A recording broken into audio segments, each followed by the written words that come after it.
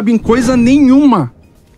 Nenhuma. Nem tampouco terão eles recompensa, porque a sua memória jaz no esquecimento.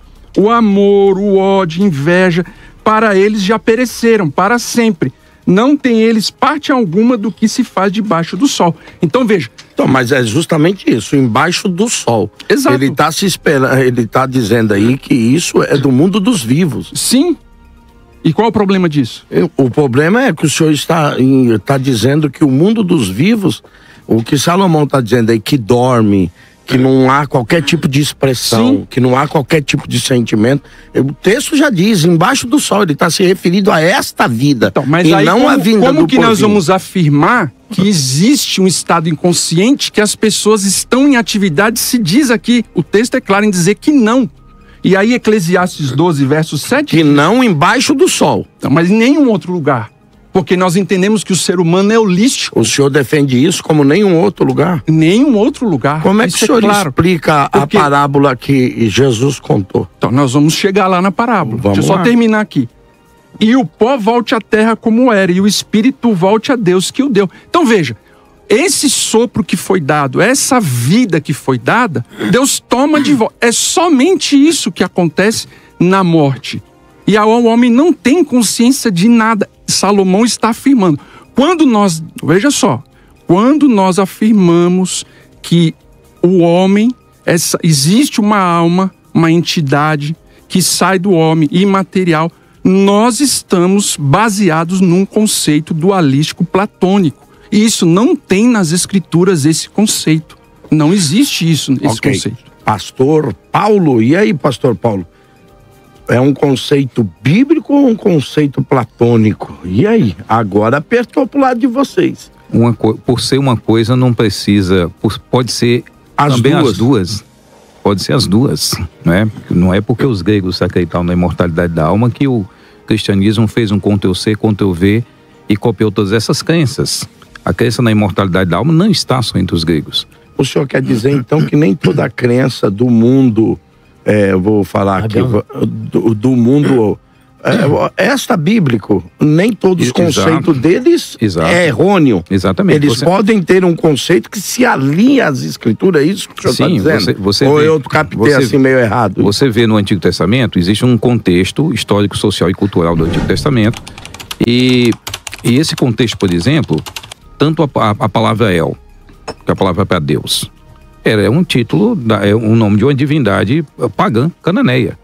Inclusive o pai de Baal. Então é a mesma palavra. Né? Elohim também é um termo usado entre os cananeus. O Deus Altíssimo, a expressão Deus Altíssimo, também usada entre os cananeus. Elion. É o Elion, obrigado. É o Elion, um termo usado entre os cananeus. Então, se nós partirmos desse pressuposto de que o fato de um grupo de pagãos, vamos usar a expressão, né? Eles usarem algo, isso em si é pagão, aí nós temos que jogar fora a Bíblia toda. Porque a Bíblia foi escrita em grego, a grega é a língua do Platão, do Sócrates, do Aristóteles e companhia. Então nós teríamos que jogar fora. Então temos que entender que a Bíblia interage com o mundo. Esse mundo não é o mundo de Deus, é um mundo caído. E nesse mundo caído tem pessoas caídas, tem uma língua, o hebraico, o hebraico era uma língua semita que já existia muitos séculos antes da própria Bíblia ser escrita. Você está dizendo então que não dá para querer santificar a língua hebraica e demonizar a língua grega. Exatamente. Agora o que nós temos que entender, eu acredito que quando se faz a seguinte afirmação: nós não temos na Bíblia nada que fale desse período intermediário, e aí a gente se basear no Antigo Testamento, que, como eu falei, né, eu acho que todo mundo aqui na mesa vai concordar que a língua hebraica é mais pobre do que a língua grega em uso de termos. Acho que todo mundo vai concordar com isso aqui nessa mesa. Né? A língua grega infinitamente tem... é uma língua muito mais ampla de terminologias. Agora, olha que coisa interessante. Quando você pega Paulo escrevendo a carta, desculpe, aos Filipenses, capítulo 1, a partir do verso 1, ele diz, capítulo 1, a partir do verso 1 de Filipenses: portanto, para mim o viver é Cristo e o morrer é lucro. Então ele diz, viver é Cristo, o morrer é lucro. Entretanto, se o viver na carne, traz fruto para o meu trabalho, ou seja, se continuar vivo, já sei o que hei de escolher. Ora, de um e outro lado estou constrangido, tendo o desejo de partir e estar com Cristo. Mas como vai estar se não tem... O que é incomparavelmente melhor. Então, ele quer trabalhar para Deus, ele entende isso, ele entende esse valor, não é? Ou seja, ele tem uma atividade aqui na Terra. E aí, ele diz que está constrangido. Está entre duas questões que ele gosta muito. Fico pela necessidade da igreja. Ou vou para Cristo, que é o anseio de todos nós. Aí ele continua. Ora, de partir estar com Cristo, que é incomparavelmente melhor. Ora, se ele está falando que vai partir para estar com Cristo, ele está dizendo que após... E aí ele vai continuar. Após a morte dele, ele vai estar com o Senhor. Mas por vossa causa é mais necessário permanecer na carne. E convencido disto, estou certo de que ficarei e permanecerei com todos vós para o vosso progresso e gozo na fé. Ou seja, é como se Paulo dissesse, entre morrer e estar com Jesus, e entre ficar e abençoar a igreja com a pregação do evangelho com fortalecimento na fé, eu prefiro ficar. Temos também um texto de Apocalipse, que é Apocalipse 6, versos 9 a 11, que ele diz o seguinte: quando ele abriu o quinto selo, vi debaixo do altar as almas daqueles que tinham sido mortos,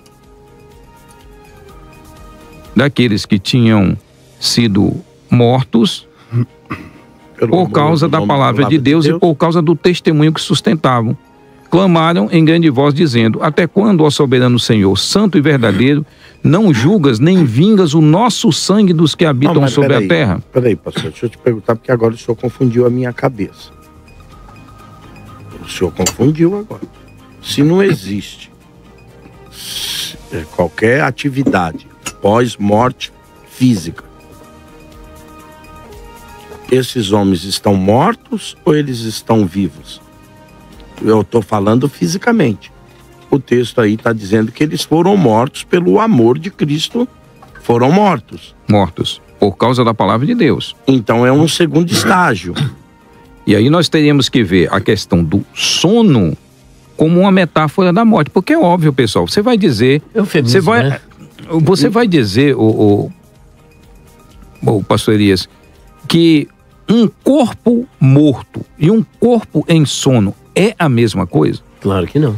Nenhum de nós vai concordar com isso aqui nessa mesa. Mas eles têm as mesmas características. Não há atividade, assim, aparentemente. Talvez é por isso que eu faço a pergunta, que eu tô aqui. Vocês estão confundindo a minha cabeça aqui. Porque a menina lá, Jesus falou que ela dormia. É uma metáfora. Não é uma metáfora da morte? É uma metáfora para a morte. E aí, se eu disser que uma coisa é a outra, pessoal, aí não é possível. É óbvio que são duas coisas diferentes. Agora, tem semelhanças se usa uma linguagem, não é, para apresentar isso. Porque há uma semelhança. Mas dizer, por exemplo, uma pessoa dormindo, ela está inerte, mas ela não quer dizer que ela não tenha movimentos durante o sono. Ela não quer dizer que todas as faculdades psíquicas dela desapareceram. Não há morte no sono. E o texto é claro, quando eles dizem, clamarem em alta voz, dizendo: até quando, soberano Senhor e santo e verdadeiro, não julgas e vingas o nosso sangue que habita sobre a terra? Então cada um deles foi dado uma vestidura branca e lhe disseram que repousassem ainda um pouco tempo, ou seja, descansassem ainda um pouco tempo, até também que se completasse o número dos seus conservos, seus irmãos que iam ser mortos, como igualmente eles foram. Então, se eu pegar e disser assim, imortalidade da alma é coisa da filosofia pagã grega. Então, essa doutrina em si é pagã. Nós temos textos neotestamentários que apontam para essa ideia. Ok. Então, já volto já com o senhor. Agora o senhor confundiu, porque parece-me que o descanso é um estado inerente da atividade. Só pode descansar quem fez uma atividade e se cansou por ela. Como é que você vai falar para alguém descansa de alguém que não tem atividade? Fica uma coisa. Então o descanso é oferecido a eles por um pouco de tempo. E aí eu queria perguntar aqui ao querido pastor Adriano. Adriano, e aí, como é que fica? E essas almas aí, Adriano, debaixo do trono, que falam tal, ali, como é que você entende? É pós-morte, não é? Você que é um cara especialista aí na escatologia. Eu discordo, mas vamos construir as ideias aqui, né? Eu fui anotando aqui, porque eu tive o privilégio de ser o último a falar, né? Então, por exemplo, estado intermediário nós acreditamos, porém, esse estado intermediário é apenas uma separação da morte e da ressurreição e não tem consciência. É o que nós acreditamos, né? O Antigo Testamento não tem nenhum texto que mostre inconsciência, apesar da profetisa lá ter aquele texto. Eu acho que eles não vão construir doutrina sobre isso. Também quero evitar de usar o Antigo Testamento porque vocês têm um argumento. Você diz da profetisa lá, quando ela vê Samuel subindo? Isso. É onde aparece inconsciência. Mas os textos do Antigo Testamento deixam claro que não há consciência, não faz nada, não louva, não sente, tal. Mas aí vem o argumento da progressão. Eu concordo com o argumento da progressão. Qual texto você usou? Do não tem nada? É em Eclesiastes? O Eclesiastes, isso. Aí, continuando. Progressão, eu acredito que realmente vai ampliando, porém, todavia, entretanto, não pode contrapor aquilo que foi revelado. Se o Antigo Testamento, mesmo em suas limitações, diz que não há consciência, então quando vem um Novo Testamento dizer que tem consciência, então nós temos um choque muito grande nessa progressão. Então, já fica aí para vocês nos ajudar a entender isso. Como eu falei, hoje eu quero mais reaprender, né? Uau! Outra coisa. Muito humildade. Vocês disseram que, com relação à imortalidade, a pergunta é: quando que a alma passa a ser imortal? Em que momento é transferido essa imortalidade para essa pessoa? Em que sentido? Quando acontece? Né? Aí eu gostaria que vocês me trouxessem aí um texto em que é aqui que começa a imortalidade, tá? Muito bem. Outra coisa. Sobre Mateus 10... 28, né? Então, ali você percebe o seguinte, que a discussão ali é o perigo que os discípulos estavam passando, que eles estavam com medo da morte. E Jesus, você não precisa ter medo da morte, tem que ter medo daquele que realmente vai te matar e te destruir. E aí onde entra a questão do corpo e a alma. Interessante que a mesma palavra psique aparece lá no verso 38, que diz que aquele que ama mais os pais, né, vai perder também. Aquele que ama a vida, perderá. Então, ali está dizendo que a alma vai ser perdida, ok? Então, mais um texto para vocês nos ajudar a entender, tá? Outra coisa, quando ele... com relação a Paulo, né? Vocês disseram aqui que é melhor ele partir e tal. Ali eu vejo um desejo dele pastoral, por isso que ele quer ficar para cuidar, né? Agora a pergunta é, quando que ele vai? Quando ele vai partir? Quando eu leio o Novo Testamento, eu vejo que essa partida é quando ele recebe a coroa, tá lá em Timóteo, né? Então, imediatamente, como assim? Ele morre e vai imediatamente. Se ele já vai imediatamente, por que ele não recebe a coroa? Diz que ele só vai receber quando na volta de Jesus, certo? Muito bem. Com relação a dormir. Agora, é para concluir, tá? Não quero monopolizar aqui. Lá em Gênesis diz que o homem, quando morre, vai voltar para o pó, né? Aí vocês disseram que dormir é um eufemismo. Eu creio que esse eufemismo é apenas para enfraquecer o argumento. Por quê? Lá em Daniel diz o seguinte, que muitos dormirão. Eu até achei uma versão muito interessante, diz assim, ó, Daniel 12:2. Multidões e multidões que dormem no pó da terra, acordarão. Então assim, está dizendo que vão ser despertadas. Mas, segundo vocês acreditam que há uma consciência, então eles já estão despertados. Então temos um problema aqui, né?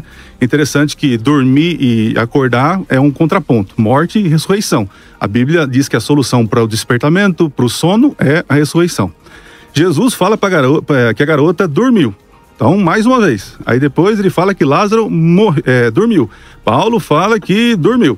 Então, assim, é muita repetição, é muito eufemismo para não dizer nada. Então, por isso que eu acho que o eufemismo, para mim, está soando como sair na tangente, enfraquecer o argumento. Então, eu preciso que vocês me ajudem. E outra coisa, vocês não explicaram, claro, tem tempo ainda, né? O que é a morte? Eu preciso entender, sair desse debate entendendo o que vocês pensam sobre morte. Então, mas eu pediria ao senhor também que o senhor explicasse para nós, até para a gente pudesse entender a mente do senhor. Perfeito. Como é que o senhor responde às almas embaixo do trono com atividade? Até também contrapor aqui, só fazer uma pergunta para o senhor, do texto de Paulo que o senhor contrapôs. Paulo não está dizendo ele disse, se eu partisse agora, eu estaria em atividade lá.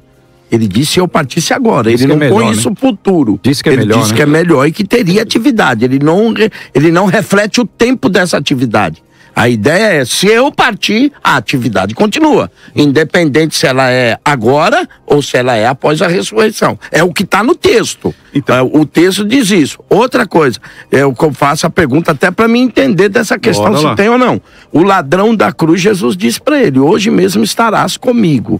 Parece que há uma atividade. Ok. Porque senão Jesus teria que dizer, olha, na ressurreição você entra comigo lá. Mas Jesus disse para ele, hoje mesmo.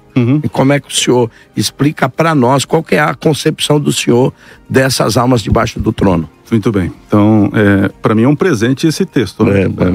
Eu amo Apocalipse. Inclusive, minutoprofético.com tem um curso de Apocalipse completo para você lá. Bora lá, então. Para mim, quando Paulo está falando ali, eu vejo um desejo, não uma doutrina. Porque doutrina fala de ressurreição, que é a solução para a morte. Então, para mim, ali é um desejo pastoral, não um ensinamento doutrinário. Ok. Quando o senhor falou do ladrão, né? Do ladrão, a gente discorda da leitura em que a vírgula é depois, porque existem alguns elementos. Jesus não subiu ao céu. Aí para você dizer que ele subiu antes, né? Lembra que a Maria foi abraçar e falou, peraí, não subiu ao céu. Aí você tem que inserir que a alma é imortal e ele subiu, foi pro inferno, tal, mas ele disse que não subiu. Se ele não subiu, para onde ele foi? Então, assim, Então Jesus mentiu pro ladrão da cruz hoje mesmo? Não. Então, por isso mesmo. Ele não mentiu, porque ele diz assim, a ênfase está na urgência da resposta. E outra, o ladrão fala assim, quando vieres no teu reino, quando vieres. Então, certamente digo agora, estarás comigo no paraíso. Então, assim, as minhas respostas de bate e pronto. Agora vamos para Apocalipse 6, né? Apocalipse é um livro, é uma literatura apocalíptica, e nós temos que entender que existem blocos no livro, né? E o que define o livro, a interpretação, é o gênero dele, né? Então a gente não pode pegar certos gêneros literais. Eu até entendo quando vocês argumentam que Eclesiastes é um livro sapensal, de sabedoria, poesia, a gente não pode tirar doutrina. Beleza. Mas eu entendo que ali existe um princípio ali que vai brotando como revelação progressiva, ok? Não posso definir só ali, beleza. Então vamos lá. Então, não podemos usar o mesmo peso, a mesma medida com o Apocalipse. Apocalipse capítulo 6, nós estamos dentro do 7 selos que Jesus vai retirando, quebrando os selos, né? Quando chegamos lá no capítulo 6 das almas, é interessante, se a gente literalizar altar, literalizar a alma. Se eu literalizo a alma, eu já alguém em angústia, sofrendo e clamando. Aí vai contra a revelação lá do passado que diz que o morto não sabe nada. E se eu literalizar esse altar, o que esse altar está fazendo no céu, já começa a criar problemas, né?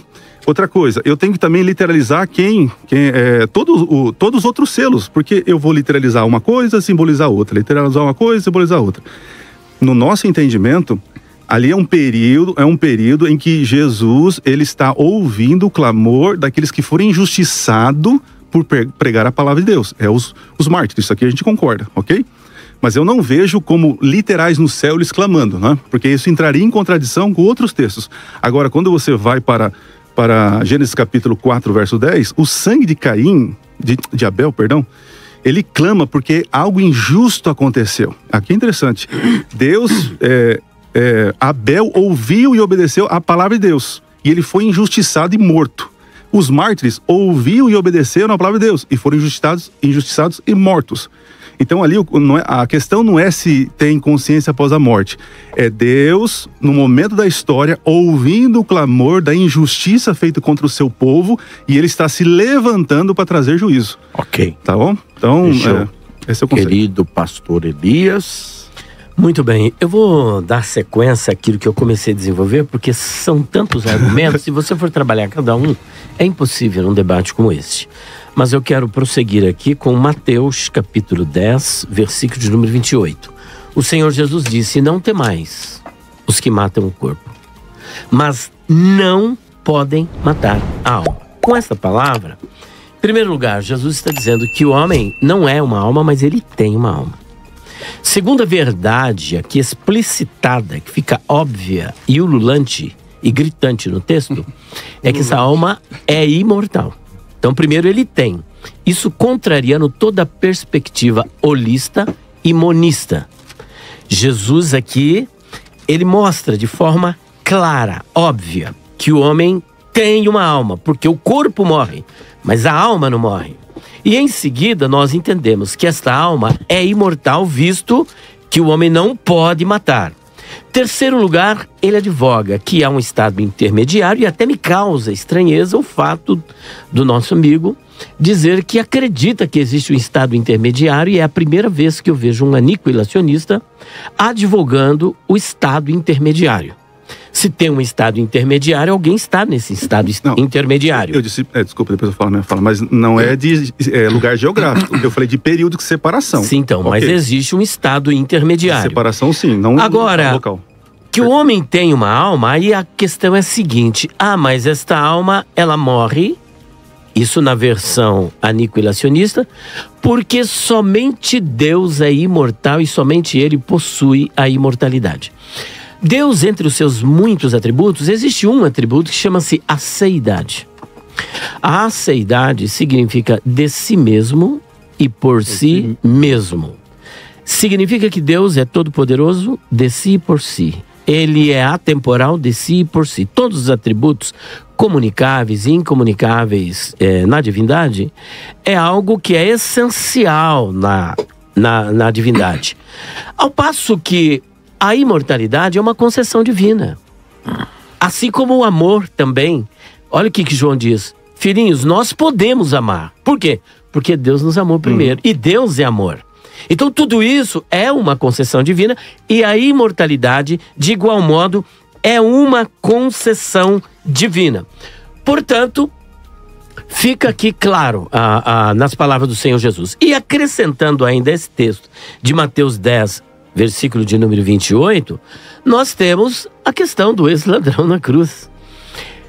Lucas capítulo 23, versículos 42 e 43. Há uma perspectiva teleológica do ex-ladrão, cuja tradição, isso não está na Bíblia, chama ele de Dimas, e ao passo que o outro é chamado de Gestas. Gestas.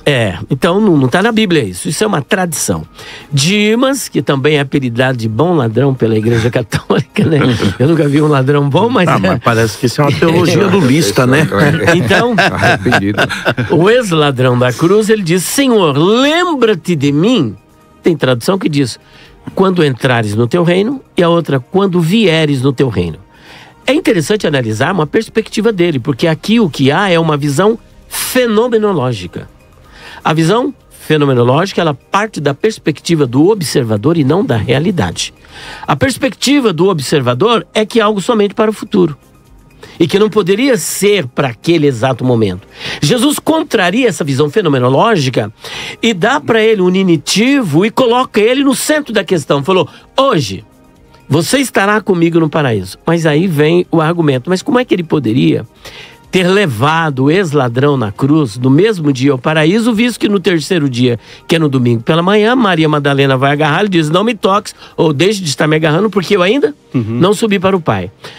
O primeiro argumento a ser considerado é que em momentos alguns Jesus disse: eu vou te levar. Ele não disse isso: você vai estar comigo.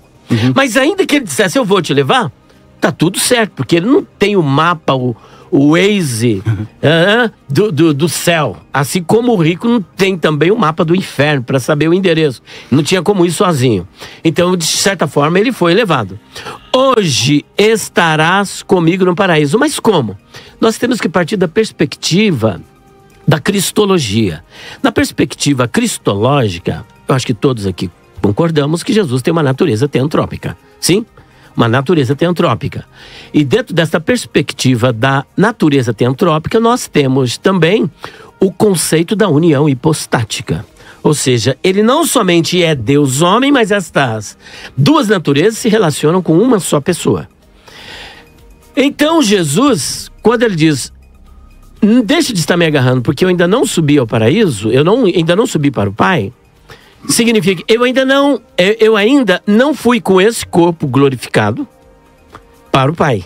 Okay. Porque Jesus é Deus.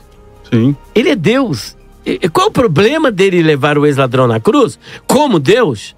Naquele mesmo dia ao paraíso, visto que Deus não morre. Pode falar. O senhor permite uma pergunta? O senhor está dizendo então que mesmo após a morte eu não posso militar Jesus, aquele corpo físico que ele tem, é isso?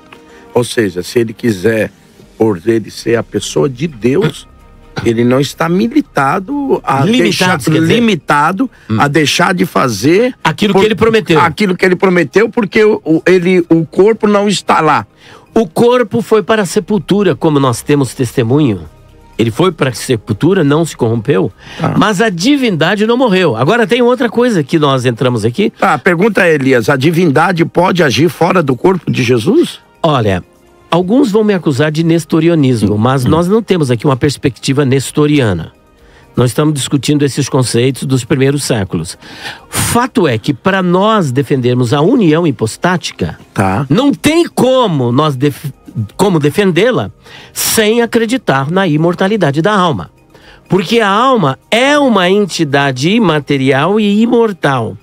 Qualquer um que disser que, como já tive um debate com outro adventista, eu vou falar porque foi publicamente, pastor Ezequiel Gomes, ele diz que Deus morreu por ocasião da morte do corpo de Jesus, contrariando até a própria profetisa, que chama isso de herético. A profetisa Ellen White diz que jamais Deus morreu. Então há uma discussão, até mesmo dentro do adventismo, se Deus morreu ou não morreu. Eu assisti um outro diálogo entre Amin Rodor, Wilson Paroski e tantos outros, te fiz a pergunta defendendo a morte de Deus. Por isso que eu te fiz a pergunta se a divindade pode agir fora do corpo de Jesus. Justamente. Então, para nós concebermos a ideia de que a divindade morreu, nós temos que contrariar o próprio texto apresentado de 1 Timóteo capítulo 6, versículo 16. Se ele é imortal, como é que pode morrer? Se ele é eterno, como é que pode morrer? Se ele é atemporal, como é que pode estar passível às vicissitudes do tempo? Então ele está fora do tempo, está no tempo, mas ele não está limitado ao tempo, porque ele é atemporal, ele é transcendente, ele é eterno, ele é glorioso, ele é imortal, não pode morrer. Como é que nós defendemos, então, que Deus não morreu, que as duas pessoas continuam vivas? A alma pertence à natureza humana. Ou melhor, a mesma pessoa... Repito aqui, as duas naturezas continuam vivas. Eu disse pessoa, mas corrijo aqui, não é pessoa, que é uma só pessoa e duas naturezas. A natureza humana está representada pela alma, que é imortal. E a divindade está atrelada a essa natureza humana. Não morrendo a alma, não quebra a união hipostática, porque a alma está ligada à divindade. Como Deus não está limitado ao tempo e ao espaço e nem mesmo à morte, porque ele é imortal, não haveria nenhum problema dele conduzir esse ex-ladrão na cruz no mesmo dia ao paraíso, porque há alguma coisa impossível para Deus? Querido pastor Alexandre, ele citou várias coisas aqui que daria cada um debate, né? Então vamos por partes. Primeiro, quando eu falei a questão da cultura, obviamente eu não estou ignorando esse fato dentro das escrituras, porque Deus se revela dentro de uma cultura e isso seria antibíblico falar isso.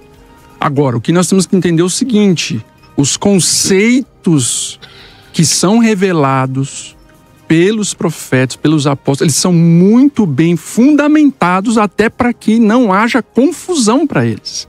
Por exemplo, quando a gente fala do Antigo Testamento, em relação à Bíblia, Jesus, lá em Lucas capítulo 24, verso 27, diz, quando ele foi conversar com aqueles dois homens aqueles dois discípulos que estavam indo para Emaús, e começando por Moisés, escorrendo por todos os profetas, expunha-lhes o que a seu respeito constava em todas as escrituras. Então veja, Jesus usava toda a escritura. Nesse tempo aqui ele está usando todo o Antigo Testamento. Então, defender doutrina usando o texto do Antigo Testamento é bíblico, porque Jesus fez isso, ok? Então esse é o primeiro ponto. Segundo ponto, quando nós falamos a respeito, vamos citar o primeiro texto ali, que ele fala a questão de matar o corpo e matar a alma, tá? Nós temos que analisar dentro do próprio contexto, você citou o capítulo 10, verso 28, que fala, não temeis os que matam o corpo e não pode matar a alma, temei antes aquele que pode perecer no inferno, tanto a alma como o corpo. Fazer perecer, né? Tá? Então, dentro desse contexto, o que Jesus está colocando para eles aqui? Daqui a pouco eu vou ler outro texto. Veja, O Antigo Testamento, eles estão fazendo de tudo para preservar a vida humana. Em vários momentos você vai ver isso na Bíblia, em momentos de guerra, em momentos que estão passando por fome, etc, etc. Quando Jesus vem, ele vai trazer um conceito dentro da revelação progressiva que é estranho a eles. Por quê? Jesus vai dizer o seguinte, está no contexto do capítulo 10 de Mateus, verso 39. Quem acha sua vida, perdê-la-á. Quem todavia perde a vida por minha causa, achá-la-á. Então qual é o conceito que Jesus está trazendo? O que ele está falando lá em 10:28? Mesmo que você perca a sua vida aqui por pregar o evangelho, por ser um discípulo, por testemunhar. Jesus vai falar isso, vocês serão perseguidos, vocês serão odiados. Ele vai falar, Pedro, você vai morrer mais adiante. Lá em João 21 ele fala, você é novo, mas vai chegar um momento que você vai morrer, Pedro. Então esse conceito é estranho para os discípulos. O que o texto está dizendo? Jesus está deixando claro para ele, mesmo que vocês venham perder a vida aqui nesse mundo, vocês têm a vida eterna. Porque a vida aqui, Jesus tratando, ele fala, é um sono. Vocês não perderam, porque João fala assim, ó, quem tem Cristo tem a vida. Aquele que tem Cristo tem a vida. Então, a vida eterna de vocês está garantida. Vocês não vão perecer no inferno. E essa palavra, apólome, é bem discutida essa palavra, num contexto escatológico, em 2 Pedro 2, verso 6, 2 Pedro 3, verso 6, diz lá, pela qual veio a perecer o mundo daquele tempo afogado em água. Então, o mundo foi destruído. E lá em Mateus 10, 28, Jesus usa a expressão Geena. Por que ele está falando que pode fazer perecer? Falando ligado ao Geena. Ele está falando de algo escatológico, destruição. Pode sim ser destruído.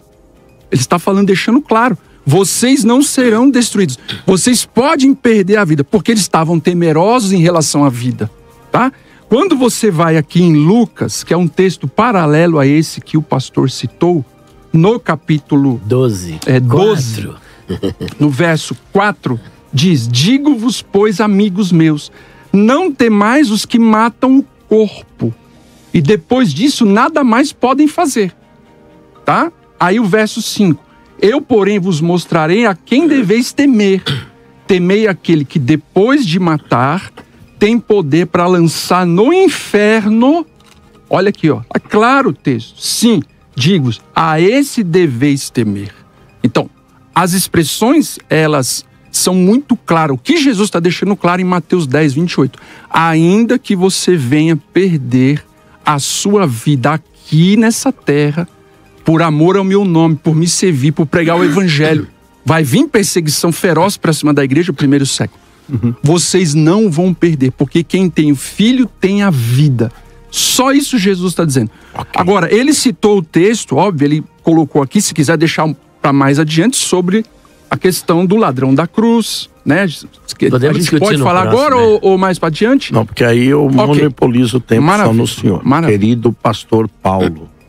E aí, Paulo? Vamos lá, pessoal. É interessante como essa construção, da gente fala de texto geral, né?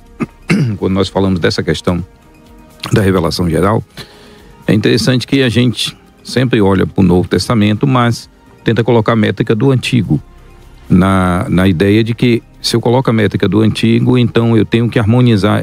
Pessoal, a gente tem uma doutrina essencial, que é a doutrina da igreja, que nós não temos simplesmente nada no Antigo Testamento.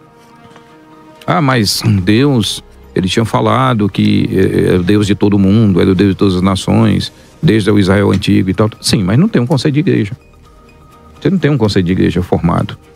Então, se nós formos dizer assim, não, existe uma revelação progressiva, mas essa revelação progressiva tem que ficar atrelada ao Antigo, naquela limitação do Antigo, aí nós vamos ter uma série de problemas. É óbvio que quando Jesus menciona a questão de cumprir o que estava escrito nos profetas e tudo, ele está falando do Antigo Testamento, tá? O Messias, entre outros papéis que ele possuiria, um deles era interpretar corretamente a lei, dar-lhe sentido, né? Dar sentido a essa lei que, infelizmente, Israel não estava guardando. Agora, usar Eclesiastes para a gente tentar construir qualquer discussão sobre pós-morte é complicado, porque um livro que aparece 28 vezes a palavra debaixo do sol Esse é o conceito. deveria ser suficiente para a gente entender que ele não está tratando nada sobre vida pós-morte. Ele está apontando, não é? Então me empenhei porque o coração se desesperasse de todo o trabalho com que me afadigara debaixo do sol. É óbvio que ele está falando nesse período. Deixa-me ver só um outro. Deixa eu ver aqui. Gave mal vi debaixo do sol, as riquezas que seus donos guardam para o próprio dano. Verso 6:1. Há um mal que vi debaixo do sol que pesa sobre os homens. Verso 6:12. Pois quem sabe que é bom para o homem durante os poucos dias da sua vida de vaidade, os quais gasta como sombra?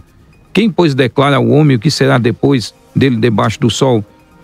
Então vi, 8:9, então vi quando me apliquei a toda obra que se faz debaixo do sol, há tempo em que o homem tem domínio sobre outro homem para arruiná-lo.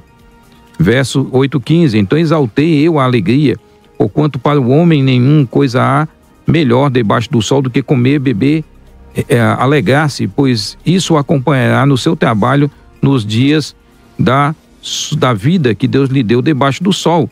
Mas lembrar disso, ele está falando aqui, ele não está dizendo que eu só vou me alegrar, eu só vou viver a minha vida de alegria, fazer tudo aqui que está aqui embaixo, né, abaixo aqui, nesse mundo, e que está tudo bem. Não, ele diz que isso são coisas, desejos humanos debaixo do sol, ainda que há um mal que vi debaixo do sol, né? Aí ele fala do proceder do governador, dos governantes, em Eclesiastes 10:6.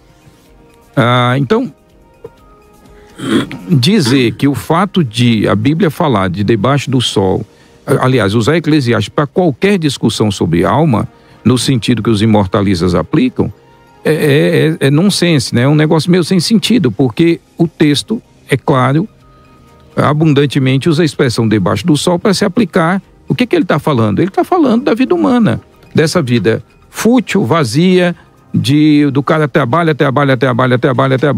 e no fim da vida acabou. Ele não tem mais nada do fruto do trabalho, porque os mortos não vão receber nada do que se faz debaixo do sol. Não é uma continuidade.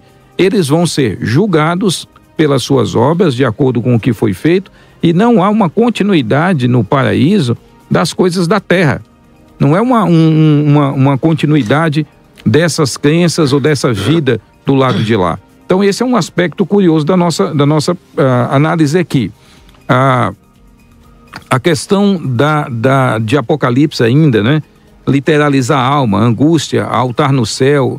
Pessoal, Deus, como é que nós, que vivemos no prisma do mundo, na realidade física material, como é que nós vamos imaginar, conseguir entender completamente quem é Deus? Deus só é compreendido dentro da linguagem humana a partir da revelação dele para nós. Então, Deus passa a ser compreendido por nós quando a Bíblia diz: os olhos do Senhor estão em todo. Quer dizer, alguém aqui acredita que Deus tem olho, como nós temos? Alguém aqui acredita nessa mesa que Deus tem olho? Que Deus, porque se ele tiver olho, ele, no lugar que ele está, para ele enxergar, para Deus ver todas as coisas, tem que ter oxigênio, tem que ter tudo aquilo que é necessário para que um olho possa enxergar. Ele tem que ter uma química nesse olho, ou seja, ele tem que ser físico. Ele tem que ser físico. Ele tem que ter uma reação química, né, ao sol, à luz do sol, ao raio de luz solar, para que ele possa enxergar e ver tudo dentro do prisma que a gente enxerga. Então é óbvio, quando a Bíblia fala o braço do Senhor, a mão do Senhor, os pés do Senhor, os olhos do Senhor, são metáforas. Linguagem antropomórfica. E do mesmo jeito que ele usa antropomorfismo, ele usa antropopatia, quando fala dos sentimentos de Deus. Agora, como é que um ser que habita num lugar desse, que é a essência desse lugar, atemporal, pastor, como é que nós vamos pegar uma questão temporalidade e achar que é só arrastar para lá e dizer assim, não, porque fica sem sentido? É óbvio que o livro de Apocalipse ele é usado numa linguagem para quem está aqui tentar entender a migalha do que de fato é o estado eterno. Pelo menos tem uma luz. O senhor disse isso, com isso eu até queria que ver se eu não estou muito fora do que estou ouvindo, porque até o querido pastor Adriano citou na O questão. senhor vai conseguir decorar até o final, tenho certeza. O querido pastor Adriano, hoje eu estou Adriano daquele jeito. A noite inteira acordada, rapaz, só Jesus. O querido pastor Adriano citou de que fica complicado você querer estabelecer tabernáculo, estabelecer isso no céu. Mas o escritor aos Hebreus faz justamente isso que o senhor está falando, Hebreus 9. Ele vai falar do sacrifício eterno, do tabernáculo celestial. E ele vai falar que tudo isso que nós temos aqui na terra é uma expressão daquilo que tem no céu. E pode soar até platônico isso. Mas não é isso que ele está falando. O mundo das ideias. O mundo das ideias. Então, mas o escritor aos Hebreus faz isso. Ele diz que as coisas aqui, ele diz que Jesus Cristo entrou de uma vez por toda, fez um único sacrifício eterno, e que as coisas que Moisés viu aqui, que Moisés construiu, são só cópias das coisas celestes e tal. Então, eu queria entender isso, né?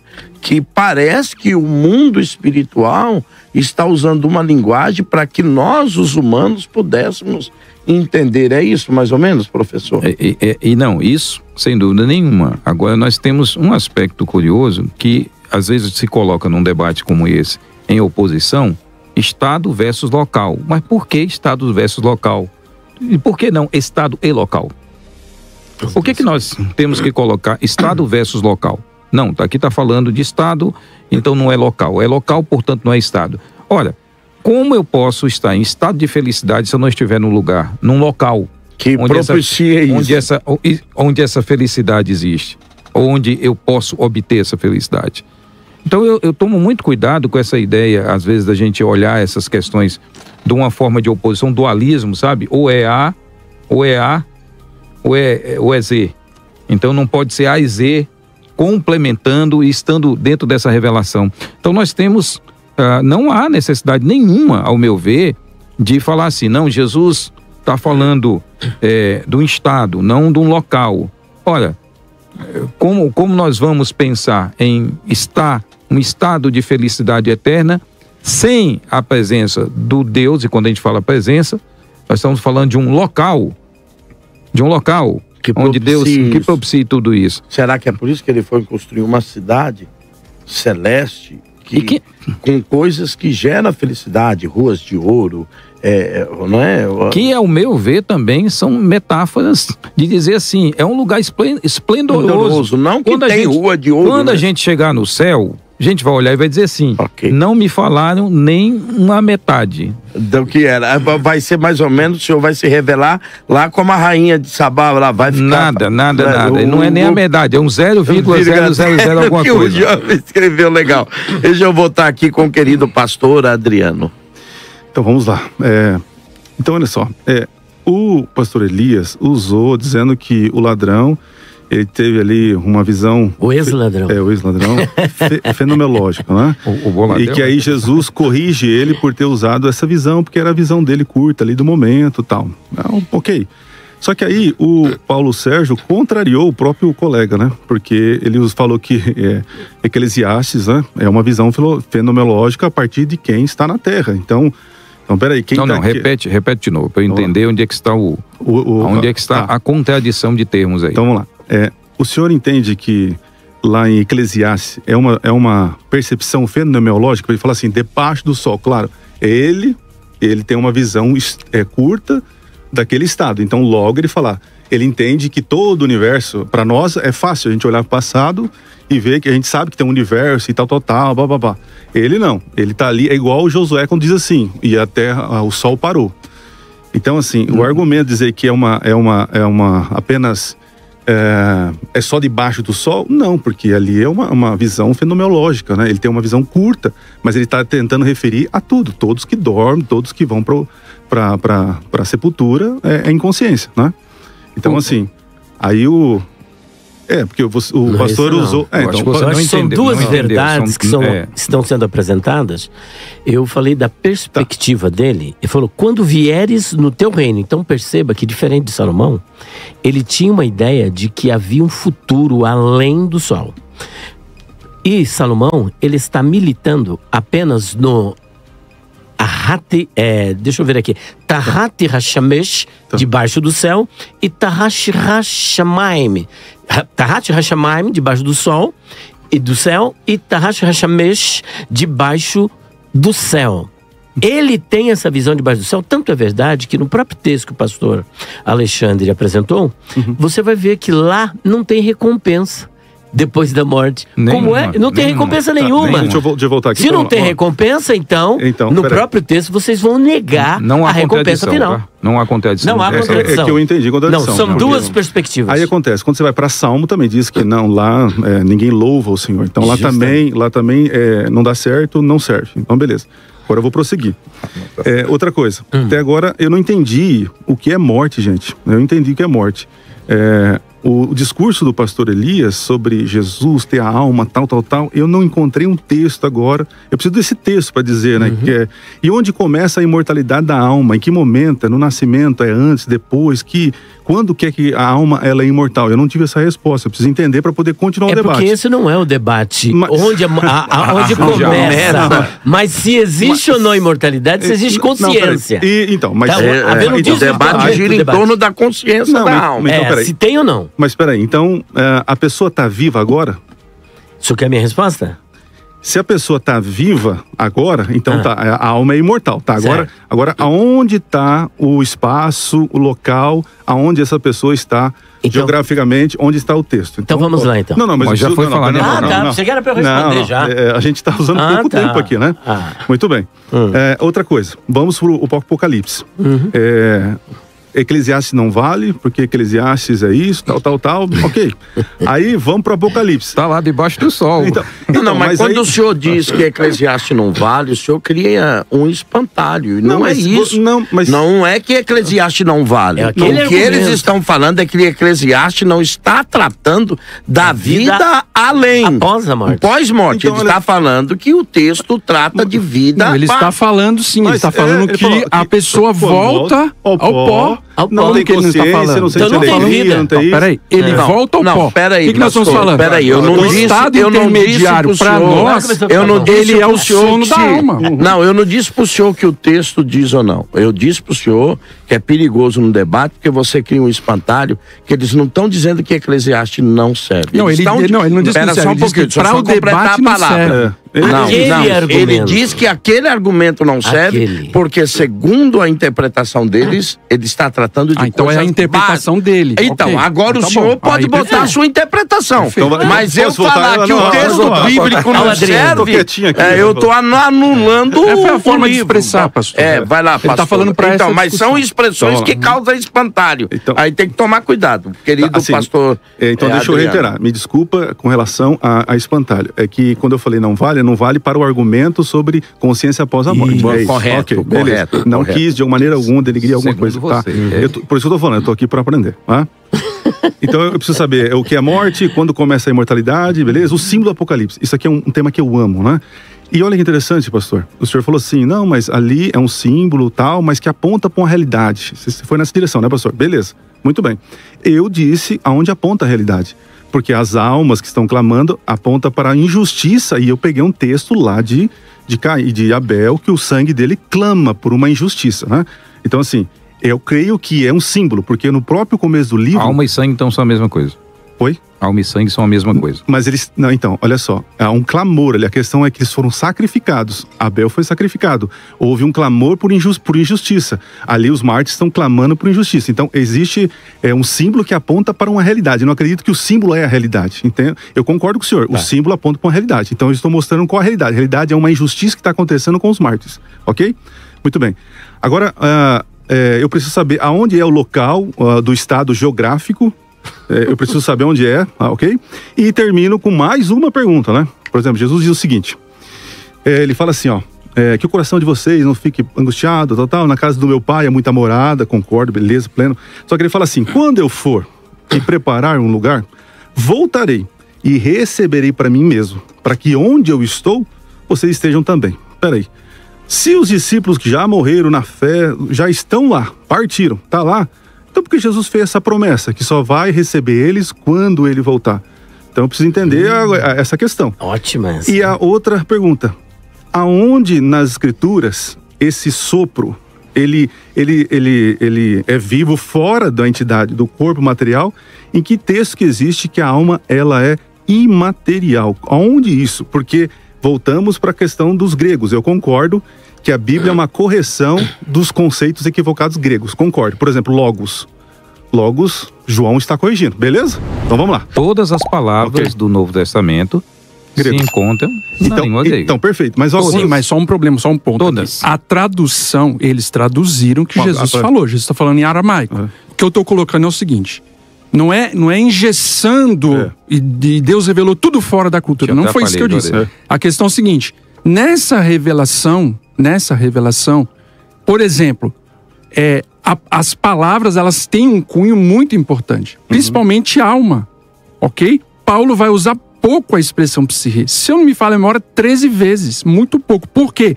Por causa desse conceito. Os apóstolos acreditavam em fantasma. Você tem 2 grupos, pelo menos, que estão discutindo esse assunto. Porque pós-exílio, nós temos na literatura que não é canônica, nós vamos ter textos falando da imortalidade da alma entre os judeus. E você tem outros que não defendem isso. Então você já tem um contexto.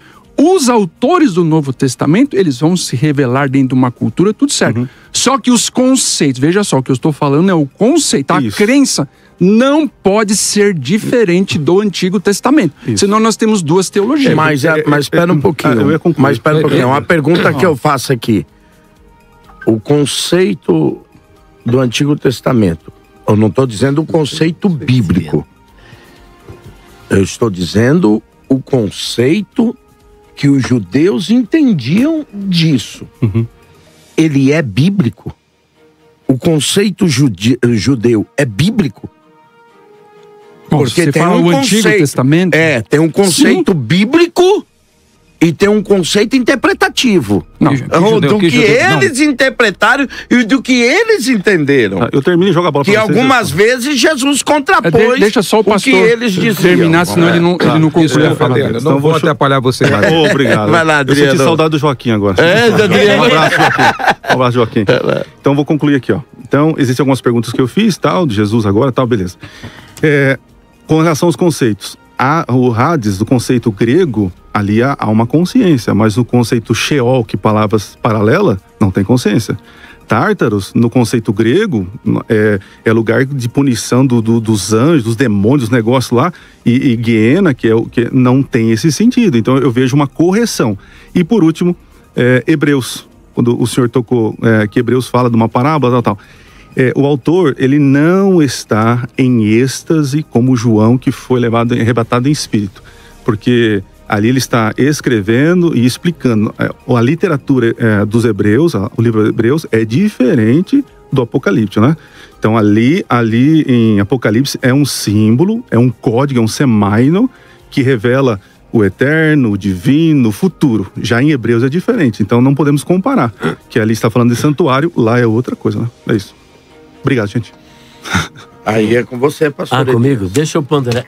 Olha, eu não vou nem falar nada aqui, que é pra não dizer que eu tô meio maluco, mas eu entendi que, tipo assim, o João tava meio loucão, então não dá pra tal, parece, entendeu? Não dá pra comparar as escrituras de João do Apocalipse com o resto da Bíblia, não sei. Eu não vou entrar nessas demandas. Aí o pastor criou um espantalho, né? Então, não é por isso que eu tô falando. Eu não vou nem falar, porque parece uma literatura é uma coisa, outra literatura é outra. Mas uma literatura bíblica contrapõe a outra? Não, mas a literatura, ela tem que ser interpretada no seu gênero. Tá falando do estilo, do estilo. Sim, João diz que foi arrebatado ao céu. Realmente uma experiência, um êxtase. No Hebreus não temos. O pastor Calixto concorda que o Apocalipse é um livro simbólico? Olha, eu não tenho nem que concordar nem discordar. Não, só pra gente... Eu só tenho que dizer pro senhor o seguinte, que fica complicado quando você contrapõe um livro da Bíblia com a outra. Porque eu li que toda a Bíblia é divinamente inspirada. Ponto. E que toda ela serve para corrigir, para ensinar, toda. Então essa história de que eu sei das diferenças É que o pastor Adriano está falando só de um gênero. De um gênero linguístico. Então é só isso. É isso? É só isso. Ok, pastor Elias. Vamos lá. Eu estou voltando na minha construção, estou ainda em Mateus 10, 28.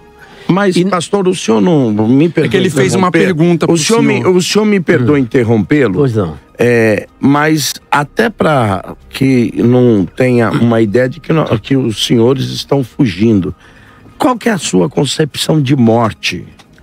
Qual é a nossa concepção? Também ele perguntou onde que estão as pessoas, onde que estão essas almas, que lugar. Mas aí o senhor não cai de novo no estado de que não conseguimos falar de A e de Z, temos que falar, não conseguimos falar As, temos que falar A e Z. As almas. Mas a gente não consegue misturar. Vamos responder. Para eu voltar, para eu falar sobre a alma, eu preciso falar porque aqui tem morte aqui no capítulo 10, versículo 28. E a gente precisa entender essa perspectiva de morte à luz do contexto. Jesus diz, não temais os que matam, morte, o corpo, mas não podem matar a alma. Ok. Então Jesus faz uma separação assim, claríssima. O corpo morre, mas a alma, ela não morre. Temei antes aquele que pode fazer perecer na guiena o corpo e a alma.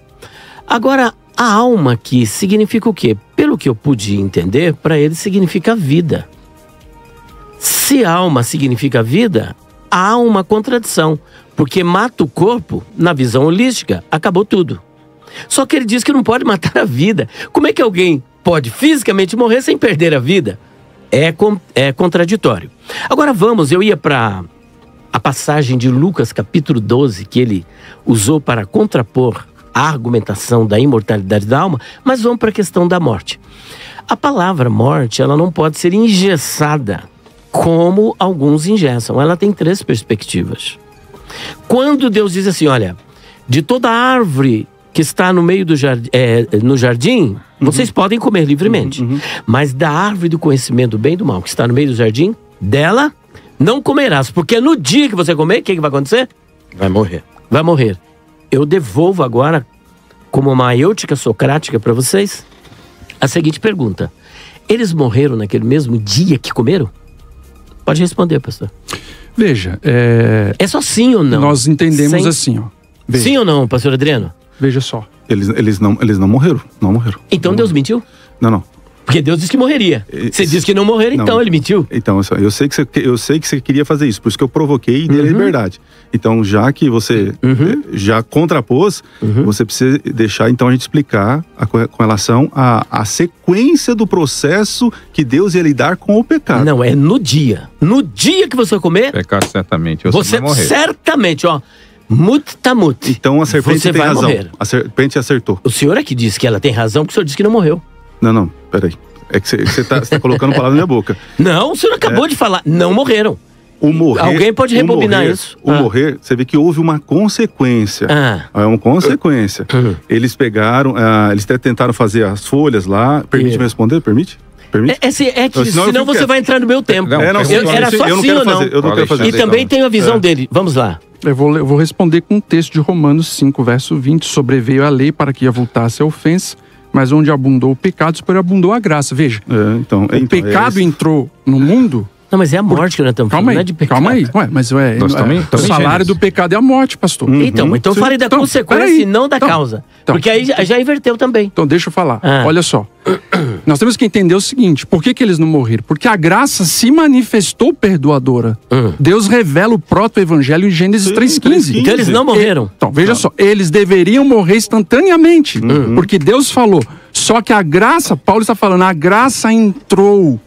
E ali, Deus revela o proto-evangelho, só que lá em Gênesis 3, ele fala, vocês vão voltar ao pó. E eles morreram. Sim. Mas quando? Eles morreram depois. 930 anos depois. Não morreram no mesmo dia. Não importa. Gente, olha, não adianta fugir dessa verdade. Houve morte. Mas espera um pouquinho, não dá pra fugir dessa verdade. Caim não morreu? Só para ter uma pergunta para vocês aqui. Olha aqui, Olha aqui, por exemplo. Imagine que eu paro numa batida policial. E o policial me diz, se você não obedecer, eu vou lhe dar tal. E a forma que ele tem de tal seria a sua arma, ele dispara um tiro. Esse tiro pode lhe matar instantaneamente. E esse tiro pode provocar em você uma morte que durará muito tempo. Por exemplo, você vai para o hospital, ficar lá em coma durante 100 anos lá, sei lá. Mas a questão do texto que eu queria perguntar para vocês aí, insistir, é o seguinte, é que ele diz que certamente esse morrerá é quando? Aí é que está. É essa pergunta que nós precisamos esclarecer. Eu já deixei isso explícito, claro. Eu não posso torcer a palavra de Deus. É isso que eu quero. Eu não posso, com o meu acho, com a minha hipótese, com a minha conjectura, com o que eu imagino e com o meu jeitinho brasileiro, com o meu arranjo. No dia que você comer, você vai morrer. Então, essa Deus é a questão. Não pode voltar atrás. É estabelecido. Eu vou te dar um tiro e ele vai te matar hoje. No dia. Ele disse quando seria. Pessoal. Quando seria? Hoje, olha. Então, essa no dia que você comer, é nesse dia que você vai morrer. Essa é a questão que nós não podemos fugir. Fugir disso é torcer a palavra de Deus para acomodá-la às nossas concepções, às nossas percepções. Então o que eu quero dizer com isso? Que existem 3 tipos de morte. A morte a que eles morreram foi a morte espiritual, o afastamento. Tanto é verdade que quando Deus vem para o jardim, a atitude deles, qual foi? Fugir. Fugiu da presença de Deus, estavam alienados da presença de Deus. O homem lá do mundo, ele está morto espiritualmente, ele precisa de vida, ele está morto espiritualmente. Fisicamente está vivo, mas espiritualmente está morto. E é o que aconteceu lá no Jardim do Éden. No dia que você comer, você vai morrer, espiritualmente. Aquela morte, então, aconteceu. E essa morte espiritual, o que significa? Aniquilação? Não. O afastamento, distanciamento da comunhão e da presença de Deus. Esta é a primeira morte. Segunda morte. Veio depois, 930 anos. Adão teve filhos e filhas e morreu. Fisicamente. Fisicamente. A terceira morte chama-se morte eterna. Não dá, pelo que eles advogaram, eles estão advogando a salvação de Adão. Que se veio a graça lá instantaneamente, já trouxe para ele a salvação, estão divulgando a salvação de Adão. Eu não sei se ele foi ou não salvo, não dá para bater o martelo, né? Mas fato é que existe a terceira morte, a morte eterna, que será no lago de fogo. Esta é a segunda morte, o lago de fogo, conforme Apocalipse, capítulo de número 20. Portanto, esta é a morte. Agora eu quero só complementar com o texto que o pastor Alexandre citou, de Lucas capítulo 12, versículo 4 e 5. E digo-vos, amigos meus, não temais os que matam o corpo e depois não tem mais o que fazer. Isso aqui está concordando com Mateus 10, 28. Alguém que mata o seu corpo, ele tem algo que ele possa fazer com a sua alma, conduzir você para esse? Só pode conduzir o seu corpo para o cemitério. Mas quanto à sua alma, ele não pode fazer mais nada. E é justamente isso que o versículo 5 está dizendo. Olha lá. Mas eu vos mostrarei a quem deveis temer. Temei aquele que depois de matar tem poder para lançar no inferno. Aqui não diz que ele tem poder que vai aniquilar, ou que a pessoa vai deixar de existir. Só que vai lançar no inferno. Percebe que aqui ele não diz que vai perecer no sentido de aniquilar, o apólime não aparece no sentido de aniquilar e deixar de existir, apenas vai lançar no inferno. Portanto, nós não podemos perder de vista isso. Não tem mais os que matam o corpo, mas não pode matar a alma. A alma aí, dentro deste contexto, é a parte material que sobrevive à morte do corpo, é a parte imortal do Uma ser pergunta humano. só, pastor Elias. Vamos lá. Esse lançar no inferno não seria aniquilar, como John Stott defende, mas seria a morte eterna? A morte eterna no sentido de estar, como diz... totalmente agora distanciado da presença de Deus. Olha aqui, segundo os Tessalonicenses, se não me engano, capítulo de número 1, deixa eu ver aqui, versículo de número 9, eu creio que vai ilustrar muito bem, segundo 1, deixa eu ver se é o 1:9. Aqui, olha. Como labareda de fogo, tomando vingança dos que não conhecem a Deus e dos que não obedecem ao Evangelho de nosso Senhor Jesus Cristo, os quais, estes perdidos, por castigo, padecerão eterna perdição. Olha aqui. Ante a face do Senhor e a glória do seu poder. Ou seja, eterna perdição, está totalmente distanciado da face do Senhor e da glória do seu poder. Estando no lago de fogo eternamente, porque o fogo é eterno, o castigo é eterno, Mateus capítulo 25, versículo 46. Irão estes para o Colacim Aionion, castigo eterno. Porém os justos para Dizoen Aionion, vida eterna. O adjetivo Aionion é o mesmo que qualifica o castigo e a vida. Se o castigo não é eterno, segue-se que a vida não é eterna. Não é. Se o castigo é eterno, a vida é eterna. Se a vida é eterna, o castigo é eterno, porque está dentro do mesmo texto, do mesmo contexto, numa visão, numa perspectiva escatológica, dito pelo Senhor Jesus, que conhece desse departamento. Deixa eu voltar com o querido pastor Alexandre. Então veja, aí seria um tema de um debate até interessante, se é a morte eterna, ou se a pessoa fica queimando lá eternamente, no lago de fogo e nunca acaba. Agora veja, voltando ao ponto ali, o pastor Elias gastou um bom tempo ali falando da questão da humanidade de Jesus, que morre, não morre. Veja, nós temos que imaginar... Divindade, não é humanidade. Veja, vamos falar... Então, esse é o ponto. Que ele morreu e ressuscitou. Então, mas deixa eu só falar, pastor, que senão... Não, é porque o senhor colocou palavra na minha boca, então eu acho que eu tenho o direito de contrapor. Eu não cortei o senhor quando Mas eu não disse, eu cortou sim, várias vezes e outra, eu não disse o que o senhor acabou de dizer, que a questão era sobre a humanidade, mas sobre a divindade. Divindade, então. Mas o Jesus é divino humano. Eu estou colocando aqui a humanidade. Agora sim. Tá. Então veja, toda essa coisa que ele criou, isso aí pro debate aqui é irrelevante, totalmente irrelevante.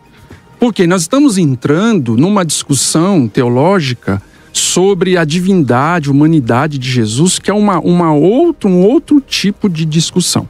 O que nós temos que avaliar? De acordo com a Bíblia diz em Hebreus, o autor aos Hebreus diz: um corpo me formaste, falando de Cristo. Participação comum de carne e sangue. Então veja, Jesus é um ser humano. O que a Bíblia diz? Que claro, nele habita corporalmente toda a plenitude da divindade. Isso é fato, Jesus é Deus, ok? Só que Jesus vem com uma natureza humana. As Escrituras, Paulo compara Jesus como o segundo Adão. Por quê? Não, como o último Adão. Exato, é o segundo último, tanto faz. Ali não está escrito segundo último. Tá. O Antigo Testamento, ele vai falar que a nossa natureza de Adão, em virtude da criação e da queda. O Novo Testamento, ele vai falar da natureza de Cristo em virtude da encarnação e redenção. Agora, Jesus está como ser humano. Ele é o sacrifício perfeito. A humanidade morre, isso é fato, ele morreu, foi colocado numa tumba. De acordo com o relato bíblico, na morte de Jesus, ele ecoa, o Mateus, os evangelistas, eles ecoam a questão da morte da mesma forma que o conceito do Antigo Testamento.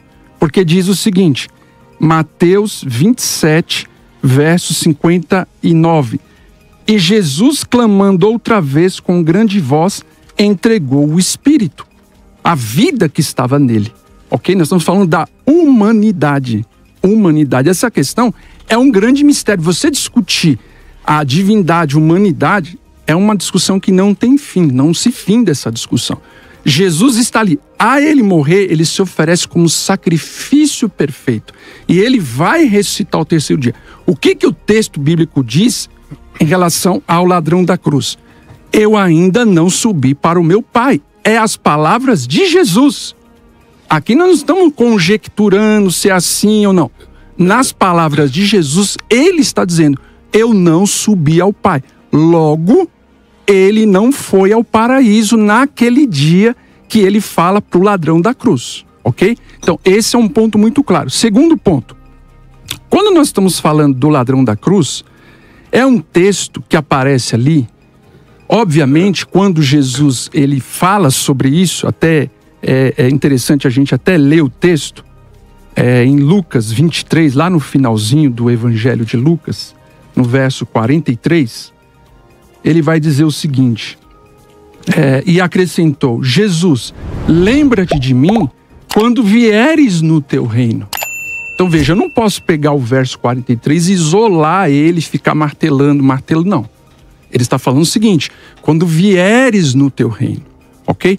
Quando você analisa esse advérbio semeron, hoje, o que você vai perceber? Esse advérbio, ele, quando você vai estudá-lo, ele vai qualificar o verbo anterior. Isso em Lucas. Lucas usa, veja só, você tem 41 ou 42 vezes sêmen no Novo Testamento. Lucas, no Evangelho e no livro de Atos, usa 20 vezes esse advérbio. E o que é visto ali? Nunca Lucas está colocando isso para uma questão, dizendo que vai ser agora o ladrão da cruz entrou. Não é isso que ele está falando. Ele está dando uma informação. Eu estou te falando hoje que você terá a vida eterna. Ele fala, quando vieres no teu reino. Isso é muito claro nas Escrituras. Outro ponto interessante, veja. O pastor Adriano fez uma pergunta, não foi respondida ainda. Aonde estão as almas dessas almas que morreram? Existe, então vamos lá, o estado intermediário. Essas almas, na visão dos senhores, elas estão vivas. Tem vida nelas, ok. E onde elas estão, afinal? Eu queria ver um texto na Bíblia que fala sobre isso. Muito bem. Trabalhando ainda, o primeiro texto que o senhor trabalhou aí, Lucas 23, 42, 43. Lembra-te de mim quando entrares no teu reino, quando vieres no teu reino. Ele diz, hoje estarás comigo no paraíso. A minha pergunta é, o senhor diga sim ou não para a gente não monopolizar o tempo. Jesus, quando estava ali na cruz, era Deus homem ou apenas homem? Veja, pastor. Não, é só sim. Eu já falei. A humanidade de Jesus morreu. E a divindade? Claro, sim, mas isso é um mistério. Não, a divindade morreu. Então, mas eu tô querendo arrancar que Deus morreu. Eu não vou falar uma heresia dessa, porque isso não está no texto bom, era isso que eu queria ouvir. Isso. Então ele entende que a morte de Deus é uma heresia, portanto Deus, ele está ali vivo. Não falei que a morte de Jesus... Não, veja só, pastor, vamos separar as coisas para não criar o espantalho. Eu estou afirmando o que está na Bíblia. Tá. Paulo está falando, Jesus veio com uma natureza... Tá ótimo. Claro que é uma natureza humana sem pecado. Sem pecado. Só que ele vai se oferecer como sair. Então, a natureza humana morre. Como eu disse, essa discussão não Agora, tem fim. deixa eu só... Não, tem fim. Sim, o senhor acabou de dar um veredito dizendo que é uma heresia dizer que Deus morreu ali na cruz, portanto, Deus não morre. Se a divindade não morre, ela não foi para a sepultura, não foi para lugar nenhum. A divindade é onipresente. Hoje, quem é que pode prometer salvar e realmente salvar? Só o Cristo Deus. Vai lá, Elias, só responde a pergunta dele. Não, mas eu estou respondendo. Vai lá. Eu estou respondendo. Deus, ele pode prometer e pode salvar. Então Deus diz, hoje você estará comigo no paraíso. Ora, Jesus não disse assim, eu vou te levar. Não, você vai estar. Se vai estar, então o ex-ladrão na cruz, independentemente do que aconteceu depois, ele foi estar com Deus no paraíso. Você acaba de assistir mais um corte do Mundo Cristão. Não esqueça de deixar um like neste vídeo, escrever sua opinião nos comentários e se inscrever no canal. Ei, rapidinho aqui, se você quer começar a ganhar uma renda extra com o YouTube e as redes sociais, acesse o link fixado nos comentários ou na descrição desse vídeo.